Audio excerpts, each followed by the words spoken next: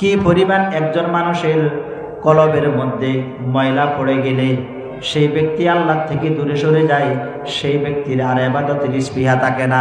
কি পরিমাণ ময়লা! বয়স 40 বছর অতিবাহিত হয়ে গেছে, দাড়িগুলা ফাঁকা ধরেছে, চুলগুলা ফাঁকা ধরেছে, দৃষ্টিশক্তি আস্তে আস্তে কমে যাইতেছে, জ্ঞান বুদ্ধি আস্তে আস্তে কমে যাইতেছে, রাস্তায় ঠিকভাবে এখন আর আগের মতো হাঁটতে পারে না। আল্লাহু আকবার। এরপরেও দেখা গেছে তার থেকে এমন কোনো গুনাহ নাই যেটা হয় না, হয়নি। এমন বৃদ্ধ ব্যক্তি গুনাহ করেনি। কেন এই ব্যক্তি গুনাহ করে? কারণ শৈশবে এবং যৌবনের মধ্যে গুনাহ করতে করতে তার কলবটাকে সেই ব্যক্তি ময়লা আবর্জনায় ভরাইয়া নিছে। এখন আর এই কলবের মধ্যে আল্লাহ পাকের স্মরণ হয় না, এই কলবের মধ্যে এখন আর রেদ ব্যবহার হয় নাই। এই জন্য কলবেটা থেকে ইবাদতের স্পৃহা চলে গেছে। চেহেল সালে উমরে আজিজাত গুজারতে মেজাজে তো আজহাল তফলিনে গাশ হামা বা হাওয়া ও হাওয়া সাকতি দমে বা মাসলে নাফরদা হতি মাকুন তাকি আবার উমরে না ফায়দার মাবাসে মনেস বাজি ও রোজগার মাবাসে মনেস বাজি ও রোজগার। শেখ সাদি রহমতুল্লাহ আলাইহি বুঝাইতেছেন, হে দুনিয়ার মানুষেরা, বয়স 40 বছর অতিবাহিত হয়ে গেছে, দাড়িগুলো পাকা ধরেছে, চুলগুলো পাকা ধরেছে, আস্তে আস্তে আমার শরীর দুর্বল হয়ে যাচ্ছে, আস্তে আস্তে আমি কবরের দিকে রওনা দিলাম। কিন্তু এখনো পর্যন্ত আমার থেকে বাল্যকালের অভ্যাসগুলো এখনো পর্যন্ত যায় নাই। যাবে কেমনে? বাল্যকালের মধ্যে যেমন আমি আমার নজরের হেফাজত করতে পারি নাই, আমার চক্ষু দিয়া যেমন ফরনারের দিকে তাকাইলাম, আমার হাত দিয়া যেমন চুরি করলাম, আল্লাহু আকবার, সর্বপ্রকারের গুনাহ এবং নাফরমানিতে লিপ্ত ছিলাম। এখন বয়স 40 বছর অতিবাহিত হয়ে গেছে, কবরের দিকে রওনা দিছি, এখনো পর্যন্ত আমি গুনাহ ছাড়তে পারি নাই। এখনো পর্যন্ত আমার দিলটাকে মসজিদের সাথে লাগাইতে পারি নাই, মাদ্রাসার সাথে লাগাইতে পারি নাই, ওলামা একরামের সাথে লাগাইতে পারি নাই।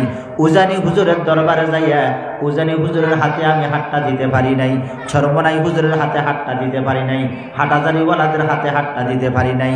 দুনিয়ার কোনো আহলুল্লাহ আল্লাহওয়ালাদের সাথে আমার কোনো সম্পর্ক নাই। কি কারণে নাই? কারণ আমার কলব এটা গুনাহ করতে করতে এত বেশি শক্ত হয়ে গেছে, এত বেশি ময়লা জমে গেছে, এখন আল্লাহ পাকের কথা আমার দিলে আর স্মরণ হয় না। জিকির কি? এত সময় জিকিরের কথা বললাম, জিকির জিনিসটা কি একটু খেয়াল করেন।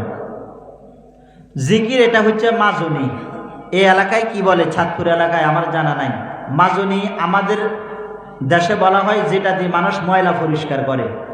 এই দেশে কি বলে? এটাকে মাজুনি বলে। মাজুনি মানে যেটা দিয়ে মানুষ কি করে, ময়লা পরিষ্কার করে। জিকির এটা মাজুনি। বলেন জিকির এটা কি? জিকির এটা রেত। রেত দিয়া মানুষ লোহাকে ধার দেয়। লোহাকে কি দেয়? ধার দেয়। তা আপনারা জিজ্ঞেস করবেন, হুজুর জিকির এটা মাজুনি, জিকির এটা রেত, এটা দিয়ে কি পরিষ্কার করে আর কাকে ধার দেয়? খেয়াল করেন, কোনো বস্তুর মধ্যে যখন ময়লা পড়ে যায়, সে ময়লাগুলা যেমন মাজুনি দিয়া দূর করে। যখন কোনো একটা লোহা বোতা হইয়া যায়, বোতা বলি যেটা আর কাজ করে না, এটাকে যখন রেত দিয়া ধার দেয়, তখন এটা দিয়া কাজ করতে সহজ হয়, কাজ করা আরম্ভ করে। আমাদের কলবের মধ্যেও মাঝে মাঝে ময়লা পড়ে যায়, মরিচা পড়ে যায়, এটার ধার চলে যায়। ময়লা পড়ে গেলে তখন আল্লাহ থেকে বান্দার সম্পর্ক বিচ্ছিন্ন হয়ে যায়। যখন ধার চলে যায় তখন ইবাদতের স্পৃহা কমে যায়। কথা বুঝছেন নি আমার ভাইরা, দোস্ত আবার? কি পরিমাণ একজন মানুষের কলবের মধ্যে ময়লা পড়ে গেলে সেই ব্যক্তি আল্লাহ থেকে দূরে সরে যায়, সেই ব্যক্তির আর ইবাদতের স্পৃহা থাকে না। কি পরিমাণ ময়লা! বয়স 40 বছর অতিবাহিত হয়ে গেছে, দাড়িগুলা পাকা ধরেছে, চুলগুলা পাকা ধরেছে, দৃষ্টিশক্তি আস্তে আস্তে কমে যাইতেছে, জ্ঞান বুদ্ধি আস্তে আস্তে কমে যাইতেছে, রাস্তায় ঠিকভাবে এখন আর আগের মতো হাঁটতে পারে না। আল্লাহু আকবার। এরপরেও দেখা গেছে তার থেকে এমন কোনো গুনাহ নাই যেটা হয় না, হয়নি। এমন বৃদ্ধ ব্যক্তি গুনাহ করেনি। কেন এই ব্যক্তি গুনাহ করে? কারণ শৈশবে এবং যৌবনের মধ্যে গুনাহ করতে করতে তার কলবটাকে সেই ব্যক্তি ময়লা আবর্জনায় ভরাইয়া নিছে। এখন আর এই কলবের মধ্যে আল্লাহ পাকের স্মরণ হয় না, এই কলবের মধ্যে এখন আর রেত ব্যবহার হয় নাই। এই জন্য কলবেটা থেকে ইবাদতের স্পৃহা চলে গেছে। চেহেল সালে উমরে আজিজাত গুজাশত, চেহেল সালে উমরে আজিজাত গুজাশত, মেজাজে তো আজহাল তফলিনে গাশত, হামা বা হাওয়া ও হাওয়া সাকতি, দমে বা মাসলে নাফরদা হতি, মাকুন তাকিয়া বর উমরে না ফায়দার, মাবাসে মনেস বাজি ও রোজগার, মাবাসে মনেস বাজি ও রোজগার। শেখ সাদি রহমতুল্লাহ আলাইহি বুঝাইতেছেন, হে দুনিয়ার মানুষেরা, বয়স 40 বছর অতিবাহিত হয়ে গেছে, দাড়িগুলো পাকা ধরেছে, চুলগুলো পাকা ধরেছে, আস্তে আস্তে আমার শরীর দুর্বল হয়ে যাচ্ছে, আস্তে আস্তে আমি কবরের দিকে রওনা দিলাম, কিন্তু এখনো পর্যন্ত আমার থেকে বাল্যকালের অভ্যাসগুলো এখনো পর্যন্ত যায় নাই। যাবে কেমনে? বাল্যকালের মধ্যে যেমন আমি আমার নজরের হেফাজত করতে পারি নাই, আমার চক্ষু দিয়া যেমন ফরনারের দিকে তাকাইলাম, আমার হাত দিয়া যেমন চুরি করলাম, আল্লাহু আকবার, সর্বপ্রকারের গুনাহ এবং নাফরমানিতে লিপ্ত ছিলাম। এখন বয়স 40 বছর অতিবাহিত হয়ে গেছে, কবরের দিকে রওনা দিছি, এখনো পর্যন্ত আমি গুনাহ ছাড়তে পারি নাই, এখনো পর্যন্ত আমার দিলটাকে মসজিদের সাথে লাগাইতে পারি নাই, মাদ্রাসার সাথে লাগাইতে পারি নাই, ওলামা একরামের সাথে লাগাইতে পারি নাই। উজানি হুজুরের দরবারে যাইয়া উজানি হুজুরের হাতে আমি হাতটা দিতে পারি নাই, ছরমনাই হুজুরের হাতে হাতটা দিতে পারি নাই, হাটাজারিওয়ালাদের হাতে হাতটা দিতে পারি নাই। দুনিয়ার কোনো আহলুল্লাহ আল্লাহওয়ালাদের সাথে আমার কোনো সম্পর্ক নাই। কি কারণে নাই? কারণ আমার কলবেটা গুনাহ করতে করতে এত বেশি শক্ত হয়ে গেছে, এত বেশি ময়লা জমে গেছে, এখন আল্লাহ পাকের কথা আমার দিলে আর স্মরণ হয় না। হয়নি বলেন না? একেবারেই বিদ্ধ হয়ে গেছে, এরপরেও ফরনারের দিকে চোখ যায়নি। এটা কিসের দোষ? এটা হচ্ছে কলবে যে ময়লা জমে গেছে। এখন এই ময়লাগুলো দূর করার উপায় কি? এই দূর করার জন্য জিকির নামক মাজনি ব্যবহার করতে হবে। আপনারা প্রশ্ন করবেন, হুজুর কলবের মধ্যে ময়লা কিভাবে বসে, কেন বসে ময়লা? হাদিস শরীফের মধ্যে আছে, ক্বালান নবী সাল্লাল্লাহু আলাইহি ওয়াসাল্লাম, লা তুকসিরুল কালাম বিগাইরি যিকরিল্লাহ। আল্লাহর নবী বলেন, হে আমার উম্মতেরা, তোমরা জিকির ছাড়া, আল্লাহ পাকের জিকির ছাড়া তোমরা বেশি কথা বলিও না। আমাদের সমাজের মধ্যে বহু মানুষ আছে বেশি কথা কয়। কি কয়? বেশি কথা বলে। কিছু নারীও আছে বেশি কথা বলে, একবার এক ঘরে, আরেকবার আরেকজনের ঘরে, একবার এই বাড়িতে, আরেকবার ওই বাড়িতে, এর কথা হের কাছে, হের কথা এর কাছে। বলেনি? বলেন না? সমাজের মধ্যে আসেনি? আমার ভাইরা, দোস্ত আহবাব, আল্লাহর নবী বলেন, লা তুকসিরুল কালামা বিগাইরি যিকরিল্লাহ। আল্লাহর নবী বলেন, হে আমার উম্মতেরা, তোমরা আল্লাহ পাকের জিকির ছাড়া বেশি কথা বলিও না। জিকির ছাড়া কি বলিও না? বলেন না? বেশি কথা বলিও না। কেন? ফাইন্না কাসরাতাল কালামে বিগাইরি যিকরিল্লাহি কসওয়াতুল লিল কলব। আল্লাহর নবী বলেন, কারণ আল্লাহ পাকের জিকির ছাড়া বেশি কথা, এটা মানুষের অন্তরটাকে শক্ত করে দেয়, মানুষের দিলটাকে শক্ত করে দেয়, মানুষের কলবটাকে শক্ত করে দেয়। বেশি কথা মানুষের দিলকে কি করে দেয়? এমন কথা, যে কথায় দুনিয়ার কোনো উপকার নাই, আখিরাতে কোনো উপকার নাই, শুধু ক্ষতি ছাড়া। এমন অনর্থক কথা মানুষের দিলকে কি করে বলেন না? শক্ত করে দেয়। আল্লাহ পাক রব্বুল আলামিন কোরআনে কারীমের মধ্যে বলেন, ফাওয়াইলুল লিল কাসিয়াতি কুলুবুহুম মিন যিকরিল্লাহ। যে সমস্ত মানুষের কলবগুলা শক্ত হয়ে গেছে আল্লাহ পাকের জিকিরের ব্যাপারে। আল্লাহ পাকের জিকির মানে কি? ওই যে বয়ানের শুরুতে আপনাদেরকে বলছিলাম, জিকির মানে নামাজ। অর্থাৎ যে সমস্ত মানুষের কলবগুলা আল্লাহ পাকের জিকির অর্থাৎ নামাজের ব্যাপারে শক্ত হয়ে গেছে, নামাজ পড়তে তার মনে চায় না। আসেনি? বলেন না?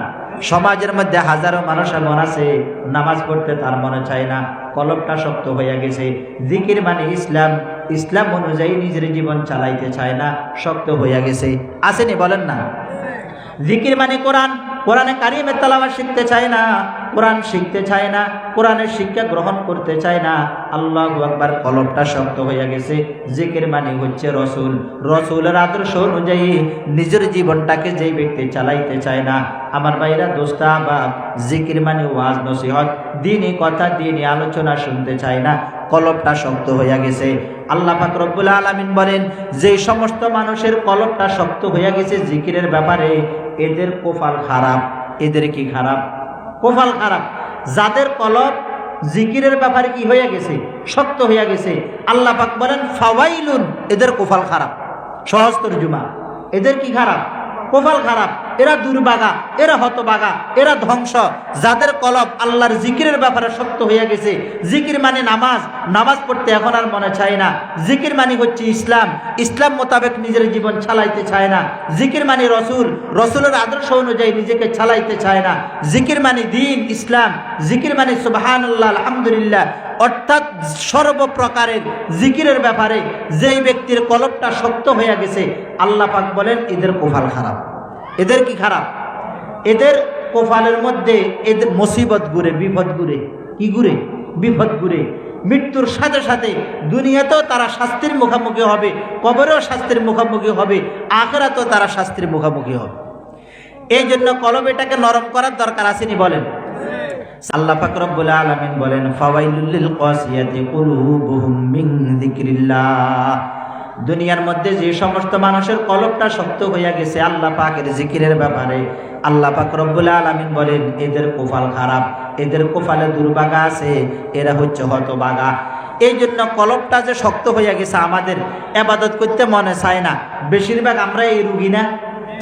বলেন না, ইবাদত করতে কি চায় না?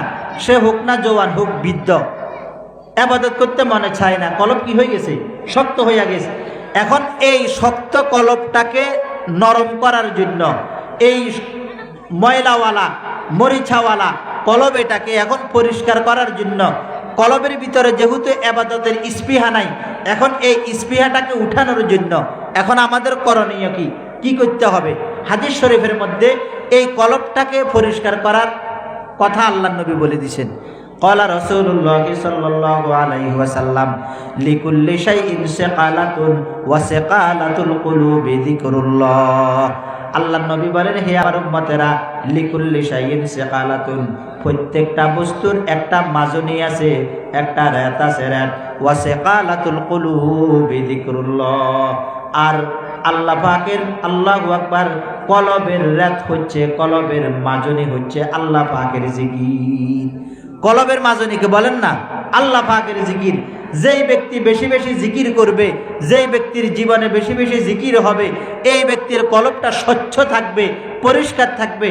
আর পরিষ্কার কলবওয়ালা ব্যক্তির সাথে আল্লাহর সাথে সুসম্পর্ক হবে। সুবহানাল্লাহ বলেন না? এই জন্য কলব এটাকে পরিষ্কার করার দরকার আসেনি বলেন না?